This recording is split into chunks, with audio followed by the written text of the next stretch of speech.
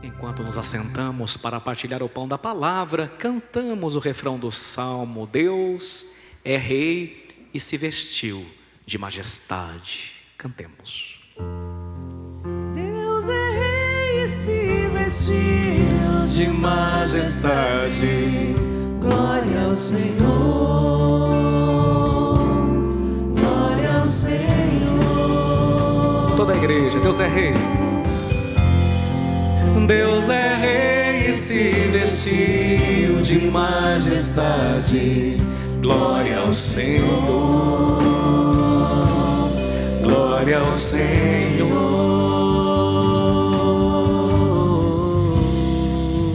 Pode continuar o piano para nós? Queridos filhos e filhas da igreja, os evangelhos revelam que por várias vezes tentaram fazer de Jesus um rei. Ele, porém, estranhamente, a uma primeira vista, se esquivou de todas estas tentativas. Todas as vezes que quiseram fazer dele rei, ele se escondeu, ele se ocultou. E não raras vezes ele disse: minha hora ainda não chegou. Ele falou essa frase até para a mãe dele, lembra? Lá nas bodas de Caná, ele olha para ela e diz que ela é a mulher de Gênesis e Apocalipse. E diz com letra maiúscula no texto sagrado: mulher, minha hora ainda não chegou. Jesus não deixou-se ser aclamado por rei em várias tentativas. Mas por que então hoje, na presença de Pilatos, quando já está com as suas horas nessa terra contadas, ele afirma categoricamente que veio a esse mundo justamente para isso? Ele afirma categoricamente, de maneira resoluta, indubitável: eu sou rei. A cena, caríssimos, é uma das mais comoventes e emblemáticas da história, não só do Evangelho, mas da história da humanidade. Tanto é que essa cena de Jesus diante de Pilatos foi retratada pelos mais variados artistas, pelos mais renomados pintores. E justamente porque é aquela cena no Evangelho na qual vestiram Jesus de maneira caricata como rei para tirar sarro dele. Colocaram um manto vermelho, porque vermelho remonta à majestade. Colocaram uma vara na mão dele dizendo: está aqui seu cetro. Colocaram uma coroa de espinhos falando: aí, rei dos judeus. E como se não bastasse, vilipendiaram-no, ultrajaram-no, esbofetearam-no. E ele todo ensanguentado e com as mãos atadas, Pilatos e os soldados empurram, né? Não Pilatos, os soldados empurram Jesus. E Pilatos olha para o povo e diz assim: eis o homem. E como Pilatos era governador romano, falava latim, essa frase em latim ficou famosa no mundo inteiro: ecce homo, com 2 Cs, ecce homo, que significa eis o homem.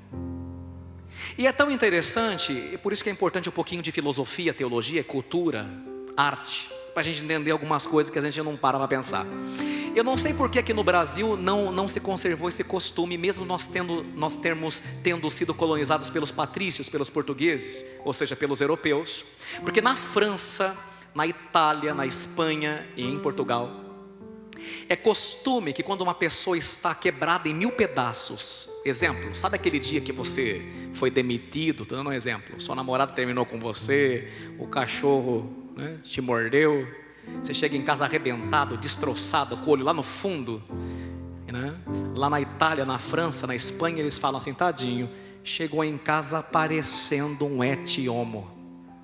Porque essa frase eis o homem, que gerou essa pintura clássica, são várias versões, acabou virando um sinal, uma expressão linguística e artística de quando a gente está quebrado em 1000 pedaços.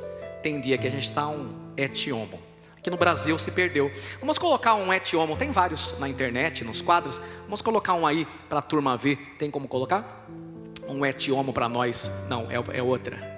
Vamos ver, esse aqui. Isso aqui é um ecce homo. Não sei se lá em casa vão conseguir pôr, para quem está em casa. É um ecce homo, né? O que é um ecce homo? E se não conseguir pôr em casa, o cinegrafista pega e pega da televisão, para o povo de casa ver. Um etioma é essa imagem, olha aí. Jesus está desnudado, ensanguentado, com coroa de espinhos. As mãos dele estão amarradas, né? E aí Pilatos diz, eis o homem. E sem querer, querendo, Pilatos fez uma profecia. Já apareceu para quem está em casa, muito bom. Pilatos fez uma profecia, porque quando ele falou eis o homem, ele acabou dizendo, está aqui o verdadeiro homem, por dois motivos. Primeiro, o homem verdadeiro como Deus pensou antes de Adão e Eva pecarem, o homem perfeito. Mas também segundo, esse homem ensanguentado, desfigurado, é o homem depois da queda, depois que virou as costas para Deus. Olha o que o pecado fez com o ser humano. Então Pilatos fez uma profecia, eis o homem, porque Jesus é o verdadeiro Deus e é o verdadeiro homem. Amém? Entendidos até aqui? Então estamos desenvolvendo. A cena, como eu disse, é uma das mais comoventes e emblemáticas do Evangelho. Jesus está entregue nas mãos da autoridade romana, está de mãos atadas. Essas cordas machucavam seu pulso. Talvez muitos de vocês são católicos, mas nem sabem. Por debaixo dessas roupas do padre, a parte que vocês muitas vezes não enxergam, tem aqui, ó. Deixa eu achar. Estão vendo essa corda? Essa corda significa os rins cingidos que o padre deve ter para servir a Cristo. Mas também essa corda significa os braços de Cristo amarrados, quando ele ficou colocado num poço, sem janta e sem café da manhã no pátio de Caifás. Eu estive lá e vi o buraco, é fundo. E quando ele ficou preso diante do povo todo, e Pilatos falou, et homo, eis o homem. Por isso os padres usam essa cordinha, para lembrar do que Cristo sofreu por amor a nós. E que então é importante que nós vejamos essa cena, e é bom que ela fique aqui, né? Veja, ele está diante da autoridade romana, de mãos atadas, sozinho, desarmado. Não tem como um rei soldados que possam defendê-lo, embora ele seja o dono do mundo. É um prisioneiro injustamente abandonado até pelos próprios amigos que falaram, nós vamos com o Senhor para onde o Senhor for. Não, ele está abandonado, esbofeteado, espancado. E quando parece não haver mais nenhuma condição, quando parece que as trevas venceram e tiveram a última palavra, quando ele parece estar derrotado, ele afirma, para o espanto de Pilatos, eu sou o rei. Pilatos, como nós muitas vezes, fica escandalizado, e nós também, porque nós só conhecemos como Pilatos os reinos deste mundo. E nos reinos desse mundo, os chefes poderosos vencem pela força, vencem pela violência, são dominadores e são autoritários. Paremos para prestar atenção numa coisa. Hoje, quais são os países mais respeitados e poderosos do mundo? Podemos lembrar de alguns? Estados Unidos da América, Rússia, China. O que todos eles têm em comum? Armas nucleares. Quanto mais ogivas nucleares tem um país, mais forte, poderoso e respeitado ele é. Não é assim?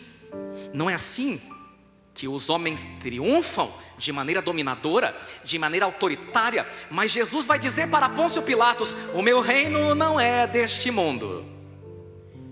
Como se quisesse dizer, eu não triunfo pela violência, eu triunfo pelo amor. Eu não triunfo pelo ódio ou pela vingança, eu triunfo pelo perdão e pela misericórdia. Há um poeta que diz assim, eu acho lindo. Quando eu aprendi isso, eu confesso que mudou muita coisa na minha vida. Que eu era uma pessoa mais irascível, às vezes queria as coisas à ponta de espada. E esse poeta escreveu dizendo, é mais fácil conseguir o que se quer com um sorriso do que a ponta de espadas. Quantas vezes nós também queremos mudar o mundo à força da violência? Queremos forçar as pessoas a crerem naquilo que nós cremos. Não temos nem paciência com gente da nossa família que não professa a mesma fé. Quer obrigar o filho a crer, quer obrigar o cunhado a se converter. Queremos mudar o mundo também muitas vezes pela força e pela violência. Alguns de nós queremos socar o evangelho goela abaixo. Queremos uma igreja triunfalista, quando na verdade as pessoas só mudam se de fato se sentirem amadas. É mais fácil atrair abelhas com uma gota de mel do que com um barril de vinagre. Tem gente que é um barril de vinagre e mudaria tanto se pudesse ser uma gota de mel. Como dizia Santo Agostinho, ama e faz o que quiseres. Me lembro de um soldado no exército. Sabe que os soldados partilham quartos com triliches ou beliches. Um rapazinho, um soldado, rezava o terço. Os outros tiravam sarro, mas tinha um que não gostava de quem rezasse perto dele, que ele achava que ele era ateu. No fundo ele não era ateu, ele era bravo com o pai dele aqui da terra, e o pai dele abandonou ele jogou para Deus e ficou bravo com Deus. Essa é a turma que é ateus fake, tá cheio por aí. Eles no fundo não é que não acreditam em Deus, eles estão bravos com a sua própria história, e aí preferem dizer que Deus não existe, né? Mas veja que interessante, esse soldado implicava com quem rezava. Então quando esse rapazinho rezava o terço no almoço e para dormir, toda vez que ele passava, ele batia o cotovelo na bandeja de comida para ele derrubar a comida e o suco, né? Às vezes colocava o pé na frente para ele tropicar. E ele sempre rezando pela conversão desse seu amigo ateu. Mas uma noite específica, ele estava na beliche, ele dormia na parte de baixo e o ateu na parte de cima. Estava na beliche sem incomodar ninguém, rezando o terço. Esse cara chegou com aquele coturno, lembra aquelas botas de soldado enlameada? E quando foi subir, deu-lhe uma pisada na face do colega. Ele machucou, sujou de lama, né? O que ele fez? Em qual mistério ele estava? Jesus atado à coluna. Ele falou, vou imitar meu mestre, deixa passar, vou rezar por ele. Rezai e abençoai, diz a palavra, orai por aqueles que vos perseguem. Ele continuou rezando. Mas no dia seguinte aconteceu uma coisa inesperada. No dia seguinte, quando o ateu acordou, o amigo católico já tinha desperto há muito tempo. Mas na beira da cama dele estavam os coturnos, as botas, até então enlameadas, devidamente limpas, engraxadas e lustradas. Ele ficou muito envergonhado. Passou todo o dia em silêncio, refez a sua vida, percebeu o crápula que ele tinha sido. E à noite, quando foram dormir, o rapazinho estava rezando o terço de novo. Ele chegou perto e falou assim, viu, dá licença, amanhã você me ensina a rezar isso aí? Ele falou, ensino, mas o que foi que aconteceu? E ele respondeu, olha, se existe, eu não acredito em Deus, mas se existe um ser que faz brotar num homem um espírito de nobreza como o teu, que ao invés de triunfar pela vingança e pelo ódio, triunfa pelo perdão, pela bondade e pela misericórdia, mesmo eu não merecendo, eu quero conhecer esse Deus também. Às vezes vocês gastam muita saliva para converter as pessoas e se esquecem do principal. Qual é? Amá-las, servi-las, ajudá-las. Caso contrário, você pode pregar na praça, você não vai converter absolutamente ninguém. Como sabemos, os cristãos eram perseguidos até a morte durante o Império Romano. Aliás, nossa amiga, né? Santa Filomena, ela foi torturada pelo imperador Diocleciano, foi torturada até a morte pelos soldados do imperador. A exemplo do esposo dela, nosso Senhor Jesus Cristo, porque ela queria se casar com Jesus. Os cristãos morriam, mas um dos fatores decisivos que fez com que todo o Império Romano se convertesse, sabe o que foi? Foi que durante a peste que assolou Roma, uma peste contagiosa, que as pessoas morriam na calçada e ninguém podia chegar perto e tocar porque pegava, os soldados iam morrendo um a um na calçada pela peste. E os cristãos, sem medo de pegar a doença, cuidavam deles que tinham lhes torturado até a morte e muitas vezes eram infectados também. Os cristãos cuidavam dos seus inimigos com amor.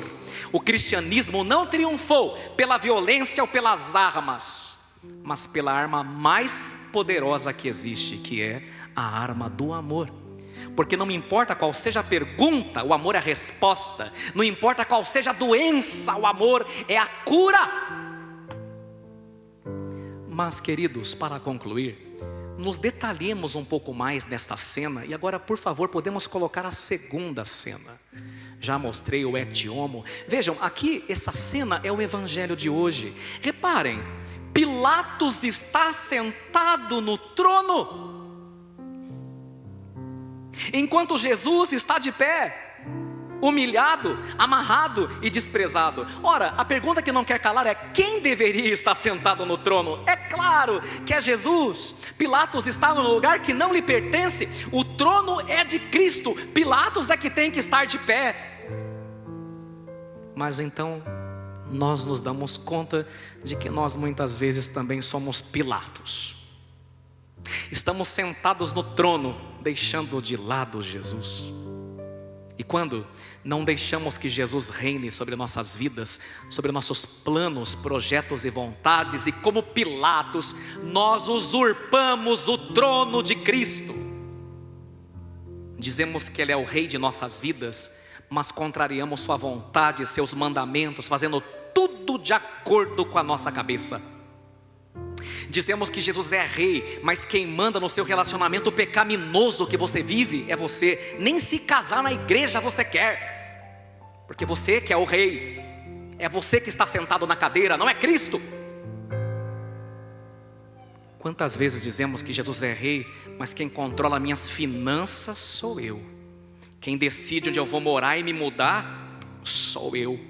Jesus é rei, mas eu deixo de ir à casa dele no final de semana para aparecer, porque apareceu uma festinha, um churrasco, uma pitiçada, deu praia. Tchau, Jesus, hoje eu vou na praia, domingo que vem eu venho te visitar. Eu também sou Pilatos, sentado no trono que pertence a Cristo.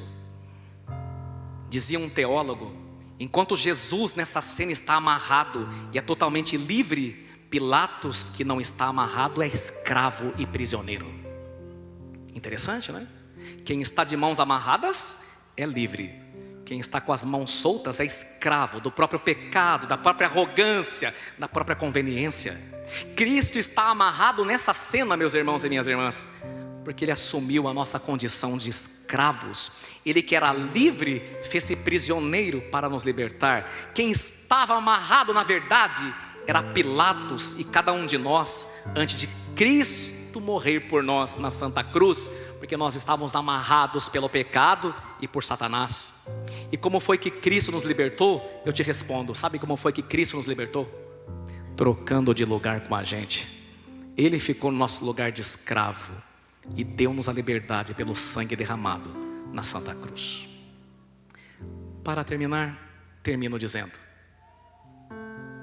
conta-se, e preste atenção, que um rei generoso, que costumava fazer muita benevolência, muita caridade, visitou um vilarejo pobre, ajudou todo mundo que pôde, foi ovacionado por todos. Mas quando o rei ia sair da cidade, um mendigo lhe interrompeu e disse: pelo amor de Deus, me ajuda. Se o senhor não me ajudar essa noite, eu morro, porque eu não tenho nada. Bem, o rei colocou a mão no bolso e falou: puxa, eu já dei tudo que eu tinha,